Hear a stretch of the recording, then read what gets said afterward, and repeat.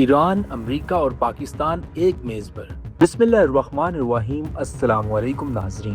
امریکہ اور ایران کے اعلیٰ سطحی وفود مذاکرات میں مصروف ہیں، جبکہ پاکستان اور قطر ثالثی کا کردار ادا کر رہے ہیں۔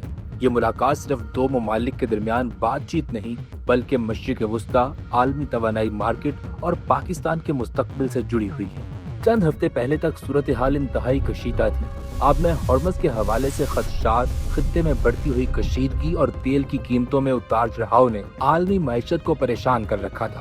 لیکن اب سوئٹزرلینڈ میں ہونے والے مذاکرات نے ایک نئی امید پیدا کر دی ہے۔ امریکہ اور ایران نے 60 روزہ روڈ میپ پر کام شروع کرنے پر آمادگی ظاہر کی ہے، جبکہ تکنیکی مذاکرات جاری رکھنے کا بھی اعلان کیا گیا ہے۔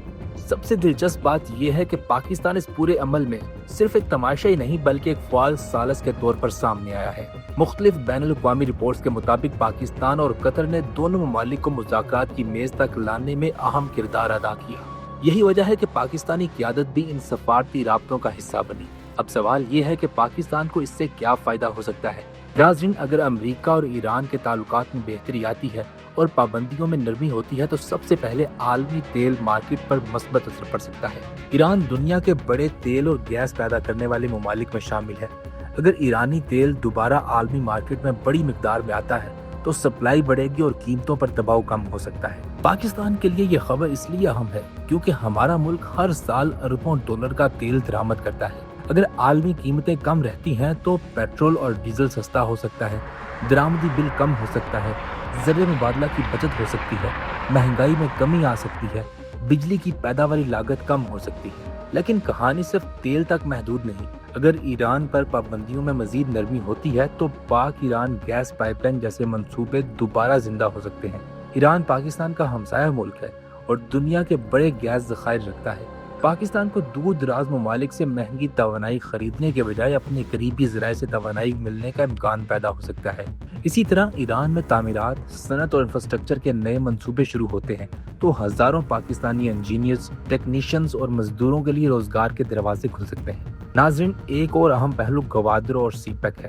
اگر خطے میں کشیدگی کم ہوتی ہے اور تجارتی سرگرمیاں بڑھتی ہیں تو گوادر پورٹ کی اہمیت مزید بڑھ سکتی ہے۔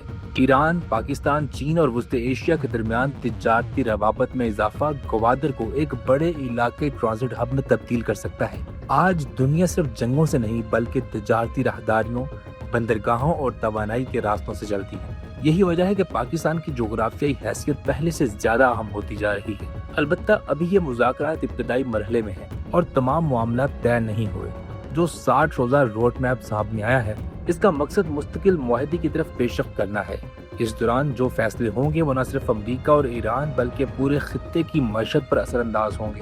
آخر میں سب سے بڑا سوال یہی ہے، کیا سوئٹزرلینڈ مذاکرات مشرق وسطیٰ میں ایک نئے دور کا آغاز ثابت ہوں گے؟ کیا ایران پر پابندیاں مزید نرم ہوں گی؟ اور کیا پاکستان اپنی سفارتی کامیابی کو معاشی فائدے میں تبدیل کر پائے گا؟ یہ آنے والے چند ہفتے طے کریں گے، لیکن ایک بات واضح ہے کہ اگر یہ مذاکرات کامیاب ہوتے ہیں تو پاکستان کے لیے سستی توانائی، بہتر تجارت، زیادہ روزگار اور گوادر کی بڑھتی ہوئی اہمیت کی صورت میں ایک بڑا موقع پیدا ہو سکتا ہے۔ ناظرین، آپ اس حوالے سے جو بھی رائے رکھتے ہیں ہمیں کمنٹ سیکشن میں لازمی آگاہ کیجیے گا۔ ویڈیو کو لائک کرنا، چینل کو سبسکرائب کرنا اور بیل آئیکن پر کلک کرنا بالکل مت بھولیے گا۔ یہ ویڈیو سوشون کے تعاون سے پیش کی گئی ہے۔ سوشون پاکستان کا national social media network ہے۔ اپنا اکاؤنٹ بنانے کے لیے soshon.com پر جائیں یا گوگل پلے اسٹور اور ایپل ایپ اسٹور سے سوشون ایپ ڈاؤن لوڈ کریں اور پاکستان کا اپنا سوشل میڈیا استعمال کریں۔